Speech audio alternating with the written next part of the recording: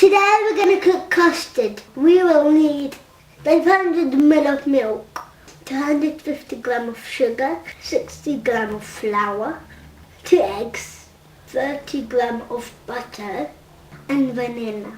For the beginning we need to mix sugar and the eggs together.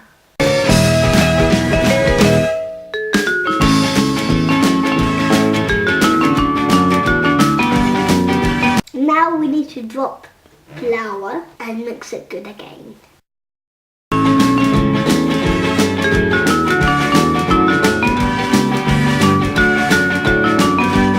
Now we need to warm up the milk. Now we're gonna drop the hot milk and mix very well.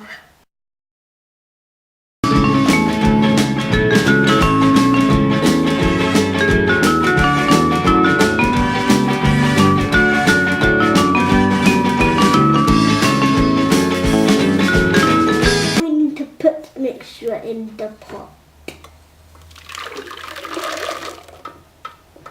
Now we need to mix constantly whilst we're cooking on middle fire. When we notice the bubbles, it means the custard is ready.